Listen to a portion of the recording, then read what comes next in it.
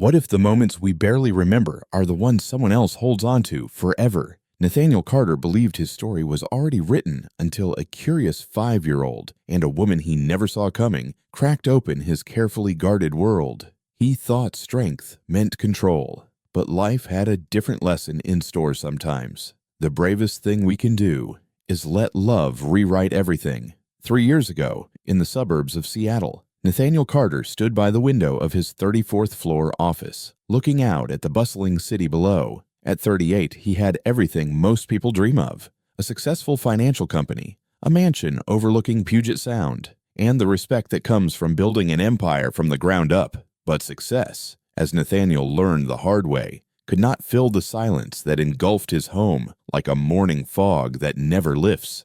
On his mahogany desk, there was only one photo. It was of him, his late wife Sarah, and their daughter Lily, taken just a few months before the accident that changed everything. Sarah's laughter seemed to echo from the frame, a sound that had been replaced by something much more heartbreaking: the absolute silence of a child who had just stopped speaking. The phone rang, cutting through his memories. It was the 5th call that week from Lily's preschool. "Mr. Carter," said Ms. Peterson, Lily's teacher, her voice gentle but filled with concern. "I'm calling again to talk about Lily. She's sitting by herself during circle time, drawing the black triangles we discussed. The other kids tried to include her in their games today, but she just sat there, silent, not responding to anyone." Nathaniel closed his eyes, feeling the familiar weight on his chest. Is she using any of the sign language we taught her? A little, but Mr. Carter, even when she signs, there's something still missing. It's like she's locked away somewhere we can't reach. 3 years. 3 years since Sarah's car slid off that rainy November night. It's been 3 years since their smart, lively daughter spoke a single word. You know, there are silences that heal and silences that hurt. The silence of a peaceful funeral. The comfortable quiet among old friends.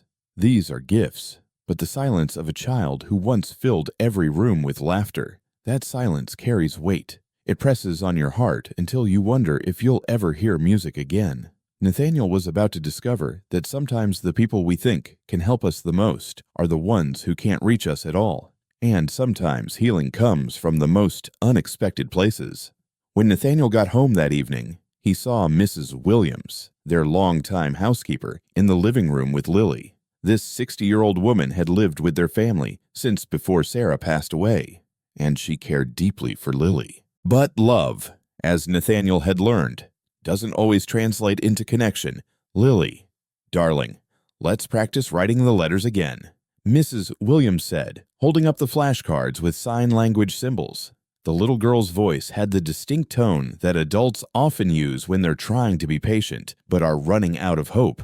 Lily sat cross-legged on the Persian rug, surrounded by her artwork, each page filled with dark sketches, triangles and circles in black and gray like storm clouds on paper. She looked up at the flashcards with her big brown eyes, Sarah's eyes, and just shook her head. Mrs. Williams sighed, the sound seeming to carry the weight of 3 years of gentle failure. Nathaniel stood watching from the doorway, feeling like a stranger in his own home.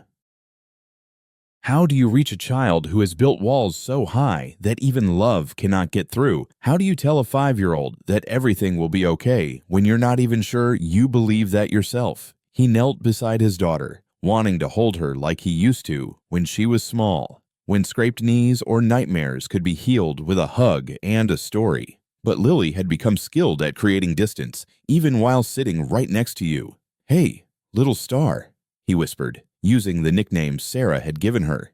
"Daddy's home." Lily looked at him for just a moment, a flicker of recognition, maybe even longing, before her gaze returned to her drawings. She picked up a black crayon and began shading in her latest piece. That night after Lily fell asleep, Nathaniel sat in his office reviewing the latest reports from her team of specialists, speech therapists, child psychologists, trauma counselors, all saying the same thing. The girl was capable of speaking. The trauma had caused selective mutism. With time and the right approach, she would recover. Such a small word could carry so much hope and fear.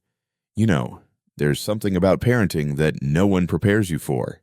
They tell you about sleepless nights with a newborn, the terrible twos, the teenage years, but no one tells you what to do when your child disappears inside themselves, when the light in their eyes fades to just a flicker, when you would trade anything, everything, just to hear them call your name one more time. Mrs. Williams appeared in the doorway with a cup of chamomile tea. Mr. Carter, if I may, perhaps it's time to consider a different approach. What do you mean? She carefully set the tea down, choosing her words. I've been with your family for 8 years. I've watched the girl learn to walk, learn to talk, learn to laugh. But since Sarah passed away, I wonder if Lily needs a different kind of therapy. Perhaps she needs someone who understands silence in a different way. The next morning, Nathaniel made a decision that would change everything. Sometimes the help we need comes in forms we never expect, carrying gifts we didn't know we were searching for. There are moments in life when we stand at a crossroads without even realizing it.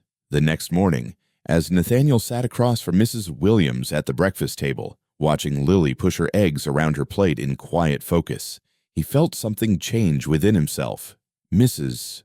Williams, he said softly, I think you're right. Maybe we need to try something different. The older woman nodded knowingly. I have a suggestion if you're open to it. There's a woman named Rosa Martinez. She worked at the nursing home where my sister was before she passed away. Rosa has helped those who lost their ability to speak. How is she trained? Not the kind you're thinking of. Mrs. Williams said gently. No degrees in child psychology. No certifications in speech therapy. But Mr. Carter, I've seen her sit with patients who haven't spoken in years. And somehow they've found their voices again. Nathaniel looked at his daughter, who was now arranging her breakfast into careful geometric patterns on her plate. A different kind of sign language, trying to impose order on a world that had become chaotic. What makes her different? Mrs. Williams smiled, the first genuine smile Nathaniel had seen from her in weeks. She listens with her heart instead of her head. And, sometimes, Mr. Carter. That's exactly what a broken heart needs to heal. 2 days later, Rosa Martinez stood at the front door of the Carter mansion, carrying a small cloth bag and dressed simply in a way that suggested a person who values comfort over style. She was 32 years old, with gentle brown eyes and a presence that made you feel calmer just by being near her. Nathaniel opened the door, and his first thought was that she looked ordinary. After 3 years of working with specialists and professionals, somehow he had expected someone more imposing, more formal. This woman looked like she could be a neighbor, a friend of anyone. Ms. Martinez, I am Nathaniel Carter. Rosa, please, she said, her voice carrying a slight accent that made everything sound warmer. Thank you for considering me for this position. I wanted to ask, do you have experience with children who are mute? Rosa paused for a moment, carefully choosing her words. I have experience with those who have lost their voices for various reasons. Sometimes silence doesn't mean they can't speak. That's because they don't feel safe enough to try. As he spoke, Nathaniel found himself studying this woman who didn't have an impressive resume, not many qualifications, and no promises of quick fixes. There was something about Rosa that reminded him of Sarah. It wasn't her appearance, but the way she seemed to carry a sense of calm like a gentle fragrance. I must be honest with you, Mr. Carter, Rosa continued. I've worked in elder care for 8 years. I've witnessed what happens when people withdraw after losing a loved one. Effective methods are not always the ones you find in textbooks. What Nathaniel didn't know, and what Rosa had never told him, was that she understood Lily's silence in a way that went deeper than professional experience. She understood it because she had been through it. When Rosa finally met Lily, something miraculous happened. It wasn't the kind of dramatic magic you see in movies, but the profound, quiet magic of a wounded soul recognizing another. And with that recognition, the first crack appeared in the wall that had held the voice of a little girl captive for 3 long years. There are moments that change everything, moments so quiet and simple that you might miss them if you blink. The moment Rosa first met Lily was one of those moments. Lily was in her bedroom, a beautiful space filled with toys that hadn't been played with in months, and books that hadn't been read since Sarah used to tuck her in every night. She was sitting under the bed, pressed against the wall, tightly hugging an old stuffed bear that had always been her companion since the accident. Rosa didn't do what all the other adults had done. She didn't kneel down and try to coax Lily out. She didn't speak in the soft, gentle tone that most people used around the little girl. Instead, Rosa sat down on the floor, cross-legged, about 6 feet from the bed, and simply waited. She took a small fabric bag out and pulled out a wooden box no bigger than the palm of her hand. When she opened it, dozens of smooth, colorful stones spilled out onto the carpet, deep blue like the depths of the ocean, warm amber like a sunset, gentle green like new leaves. Without saying a word, Rosa began to arrange the stones. At first, not in any specific pattern, just moving them around to catch the light from the window. The stones made soft clinking sounds as they touched each other, like gentle raindrops falling on a roof. Lily, still hiding under the bed, stopped hugging her bear tightly. Those big brown eyes peeked out, intently watching this stranger who wasn't trying to fix, teach, or make her do anything at all. Rosa picked up a blue stone, smooth as sea glass, and carefully placed it in the center of her little arrangement. And one more thing, this has the color of amber honey. Slowly and patiently, she began to create something beautiful, not forcing it, just letting it happen naturally. You see, Rosa understood what all the experts overlooked. Sometimes healing isn't about adding more words. It's about creating space for silence to feel safe. Sometimes trust isn't built through techniques and therapies. It's built through little gestures, like placing stones in the right spots. After nearly 20 minutes, something remarkable happened. Lily's small hand appeared from under the bed. Her finger pointed towards a specific stone, a piece of rose quartz, pink like blush, smooth as a wish. Rosa saw the hand reaching out and did something that every child psychology textbook around the world would be proud of. She simply slid the stone across the carpet until it was within Lily's reach. Lily's fingers closed around the stone. She just held it up for a moment to catch the light. Then, carefully, as if it were a sacred ritual, she placed it next to Rosa's green stone. The two stones lay there touching each other like the first word in a conversation that had been waiting 3 years to begin. Rosa looked up at Nathaniel standing in the doorway, his hand pressed to his chest as if his heart had just remembered how to beat. In 3 years of therapy, 3 years with the support of experts and techniques, alongside careful interventions, no one could engage Lily in play. Rosa had done that in just 20 minutes with a box of stones and patient waiting. But that was only the beginning. In the following days, something even more remarkable happened. Lily began to break out of her shell, not through words, but through something much more powerful, joy. But not everyone was ready to embrace the changes that joy brings. Have you ever watched a flower bloom? Not in those fast-paced nature documentaries, but in real time, in real life. This process happens so slowly that you might miss it. A little opening here, a tiny gap there until you suddenly realize something beautiful has appeared where there was once just a closed bud. That's how the lilies begin to bloom under the roses. Gentle care. On the second day, Rosa brought flour, sugar, and chocolate chips into the kitchen. She didn't announce a baking class or explain the therapeutic benefits of cooking. She just started making cookies, humming to herself as she moved about the kitchen as if she belonged there. Lily appeared in the doorway, drawn in by the sweet scent and Rosa's contented humming. Rosa looked up and smiled, not the careful, encouraging smile adults give children when they want to help, but the natural, easy smile you give to a friend. "Would you like to help?" Rosa asked without waiting for an answer. She just moved aside to make room at the counter and continued her work. Lily approached cautiously, like how you would approach a deer in the woods, ready to bolt at the first sign of pressure or expectation. But Rosa kept stirring, kept humming, creating space without making demands. When Lily's tiny hands finally reached the mixing bowl, Rosa gently guided her on how to fold in the chocolate chips without overmixing. And then the miracle happened. Lily giggled. It was hardly a sound, just a tiny bubble of delight escaping when the chocolate dough brushed against her nose. But it was the first sound of natural joy that had come from her in 3 years. From his office upstairs, Nathaniel heard that sound through the baby monitor he still had connected to the kitchen. He paused mid-sentence in a conference call, tears welling in his eyes as he heard his daughter's laughter. You see, joy has its own language. It doesn't need words to communicate. No translation is needed to understand. And Lily began to remember how to talk joyfully. By the weekend, she was running around the garden with Rosa, playing hide and seek behind the rose bushes, making little sounds of excitement and surprise.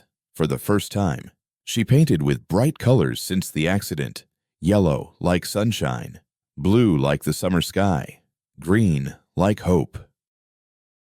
Nathaniel watched through the security cameras he had installed throughout the house, utterly amazed at what he saw.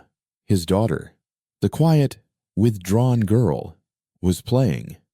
Actually playing.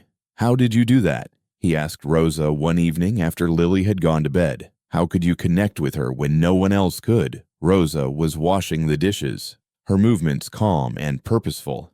I'm not trying to connect with her, Mr. Carter. I'm just keeping myself open to being connected. But all the experts say they're trying to fix what they think is broken, Rosa said gently. But Lily isn't in distress. She's just protecting herself. And protection is a very smart response when you're hurt. Nathaniel leaned against the kitchen counter, studying the woman who had accomplished in days what many teams of experts had failed to do in years. I don't understand. Rosa dried her hands on a dish towel, carefully choosing her words. Sometimes, Mr. Carter, we try too hard to bring people back to where they once were, forgetting to meet them where they are. But not everyone in the house is ready for Lily's changes. And sometimes when change happens too quickly, fear can make us do things that hurt the very people we are trying to protect. Change, even good change, can be frightening, especially when you've structured your whole life around managing something that suddenly seems to be shifting beneath your feet. Mrs. Williams had been with the Carter family for 8 years. She had witnessed Lily take her first wobbly steps, hear her first words, and celebrated every milestone with the devotion of a grandmother. After Sarah's passing, she poured all her love into caring for the little girl, trying every therapeutic technique, following every expert's advice with religious devotion. It was complicated to see Rosa succeed where she had failed. Mr. Carter, Mrs. Williams said one afternoon, her voice filled with concern. I need to talk to you about Ms. Martinez's methods. Nathaniel looked up from his laptop where he was reviewing quarterly reports while listening to Lily and Rosa building a blanket fort in the living room. What about them? She's giving Lily cookies for breakfast. She's encouraging her to make a mess. Yesterday, I saw both of them covered in mud in the yard, and Lily was screaming. Not words, just sounds. Nathaniel pointed out that those were happy sounds. But Mr. Carter, Dr. Patterson made it clear that Lily needs structure, consistency, and clear therapeutic boundaries. Ms. Martinez treats it like a recreational game. That afternoon, Nathaniel came home early and found Rosa and Lily in the kitchen, flour everywhere, chocolate smeared on the countertop. Both of them were laughing as they tried to salvage a batch of cookies that seemed to have exploded in the oven. For 3 years, Nathaniel had lived in a home where everything was carefully controlled, meticulously clean, and therapeutically appropriate. For 3 years, he had barely heard his daughter make any sounds. And now there was chaos. Beautiful, joyful, chaotic, and loud. What is going on here? He demanded, his voice sharper than intended. Laughter immediately stopped. Lily's face scrunched up, and she ran out of the room, leaving Rosa standing alone in the flour-covered kitchen. We were just baking, Rosa said softly. Lily wanted to try making butterfly-shaped cookies. This kitchen is a disaster, Nathaniel said, losing control. I made it clear that Lily needs routine. She needs structure. Not like this. What do you mean by not like this? Rosa's voice remained calm, but there was something new in it. A quiet strength that had never been there before. This isn't helping her get better. Better. Rosa set down the mixing bowl she was holding. Mr. Carter, your daughter just laughed for 2 hours straight. When was the last time you heard her laugh? That's not the issue. That is exactly the issue, Rosa said. And for the first time since she started working there, her voice sharpened. You are so focused on healing her that you've missed the fact that she has already healed. You don't understand, Nathaniel said, his voice rising. You don't have children. You don't know what it feels like to watch your child disappear and not be able to bring them back. You don't know what it feels like to fail at the most important job in the world. The words hung in the air between them, sharp, painful, and real. Rosa was silent for a long moment. When she finally spoke, her voice was gentle but steady. You're right. I don't have children, but I know what it feels like to lose your voice. I know what it's like when everyone around tries to fix you, when what you really need is for someone to understand that you're not broken. There was something in Rosa's voice that made Nathaniel stop. He truly stopped and looked at her. There was something in her eyes. A shadow. A depth he hadn't noticed before. What do you mean Rosa touched the small silver cross she wore around her neck? A gesture so automatic it might have been unconscious. What I mean is, sometimes, Mr. Carter, the people who can help us heal are the ones who need healing themselves. That night, after Lily was asleep and the house was quiet, Rosa would share a secret that would change everything Nathaniel thought he knew about healing, about loss, and about the mysterious ways broken hearts can learn to sing again. Some truths are too heavy to carry alone, and some truths, when shared at the right moment, have the power to change everything. That night, long after Lily had been tucked into bed and the flowers had been swept off the kitchen floor, Nathaniel saw Rosa sitting on the back porch, looking out at the garden where she and Lily had played that afternoon. I owe you an apology, he said, sitting down in the chair next to her. No, Rosa said softly. You owe your daughter a chance to heal in her own way, in her own time. They sat in comfortable silence for a while, listening to the nighttime sounds of the garden, the crickets singing their ancient songs, the leaves rustling gently in the evening breeze. Finally, Rosa spoke up. Can I tell you something, Mr. Carter? Something I've never told any boss before. Nathaniel nodded, feeling that whatever she was about to share was important. I was 12 at the time, Rosa began, her voice soft like a prayer. My sister, Sophia, was 9 at the time. We were playing by the lake behind our house in Guatemala, just playing the way kids do, without thinking about danger or loss or how quickly everything could change.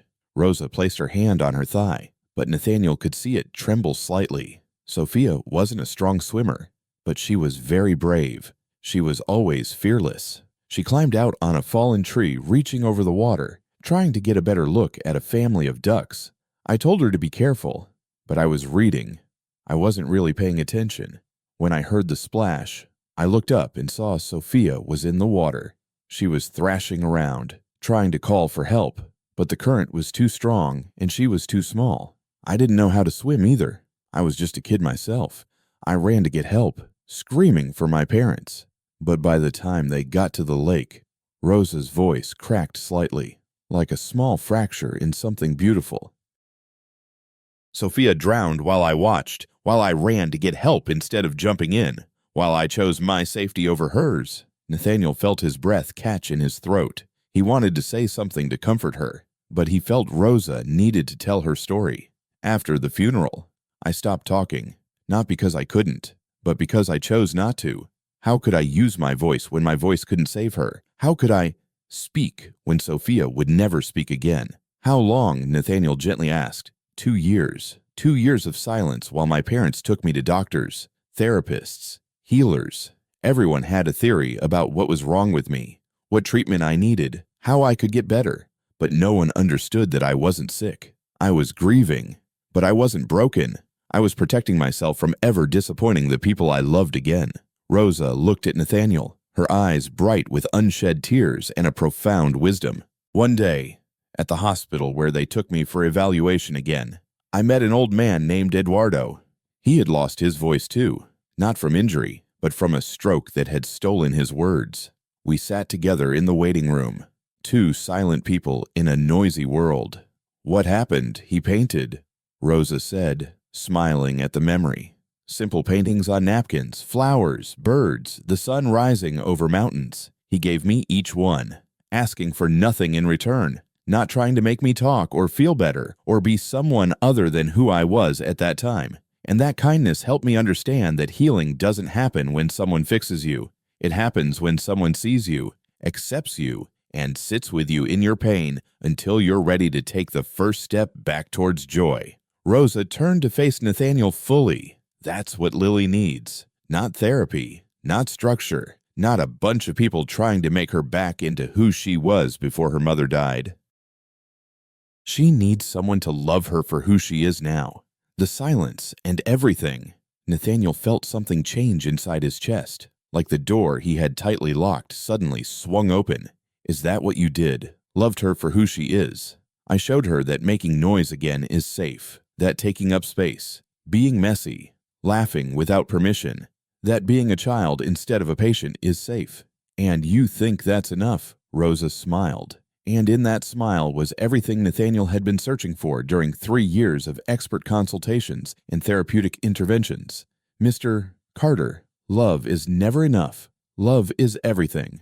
The next morning would bring a test for everything Rosa had just shared, because sometimes healing doesn't happen in the quiet moments of understanding, but in the moments of crisis when love has to prove that it's stronger than fear. Sometimes the most profound changes happen in the midst of ordinary Tuesday mornings when you're not expecting miracles and certainly not looking for them.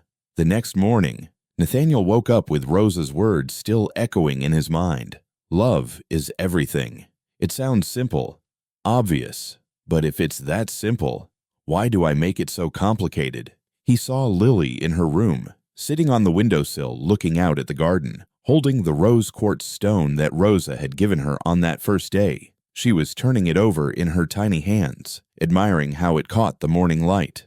For 3 years, Nathaniel had approached his daughter like a problem to solve. Every interaction was carefully planned, therapeutically appropriate, designed to encourage speech.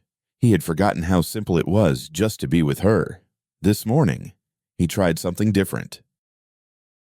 Instead of sitting across from her with a sign language card book or a carefully planned activity, Nathaniel simply climbed up on the windowsill next to his daughter. He didn't say anything. He didn't ask or offer any encouragement. He just sat with her, looking out at the garden where Rosa was hanging laundry, humming one of those wordless tunes that seemed to make everything peaceful. Lily looked up at her dad, a look of surprise flickering across her face. When was the last time you sat with me without trying to teach me something? Lily slowly, carefully, reached out to place the rose quartz in her dad's palm. The stone, warm from her hand, smooth as a secret, pink as hope. Nathaniel closed his fingers around it and for the first time in 3 years truly felt connected to his daughter. Not as her therapist or teacher or problem solver, but simply as her dad. They sat like that for nearly an hour, watching Rosa in the garden, sharing the silence that had separated them for so long. And in that silence, something beautiful began to bloom. But that afternoon brought a crisis that would challenge everything they had learned about love, healing, and the power of simply being present. Lily was napping when she suddenly developed a fever. A little while later, she was fast asleep in bed, and then she was burning up, her small body shivering like a leaf in a storm. Nathaniel was in a panic after losing Sarah so abruptly. Any sign of serious illness in Lily sent him spiraling into fear, making it hard for him to think clearly. He called 911, pacing back and forth in the room, checking her temperature every 30 seconds while they waited for the ambulance. But Rosa did something different. She sat on the edge of Lily's bed, placed a cool washcloth on her forehead, and began to sing. Softly, almost as a whisper, a lullaby in Spanish that seemed to carry centuries of a mother's love. Lily's bright eyes found Rosa's face and clung to it like an anchor in the storm. And then, in a voice so small it could have been a sigh, Lily whispered her first word after 3 years. Rosa. Nathaniel stopped. The room was completely silent, except for Rosa's gentle singing and Lily's labored breathing. Rosa. Lily said again, this time a bit stronger. Stay. But she wasn't looking at Rosa when she said that. She was looking at her father, those big brown eyes, Sarah's eyes, full of eagerness and fear and something else, something that looked like trust. Daddy, she whispered, and those words hit Nathaniel like a lightning bolt. Daddy, don't go. 3 years of silence. shattered by the simplest, most powerful words in any language. "Stay with me. Don't leave me. I need you here." Nathaniel knelt by the bed, holding his daughter gently as if he were cradling something made of glass and starlight. "I'm here." "Sweetheart," he whispered into her hair, "I'm here. And I'm not going anywhere. Never." The fever broke before the ambulance arrived, but something else had also been broken. The wall between father and daughter. The barrier between fear and love. The silence that had imprisoned a family for 3 long years. What happened next proved that some healings are just the beginning of even greater transformations. True healing didn't happen overnight. It unfolded in layers, like the slow return of spring after a long winter. First, a small flower peeking through the snow.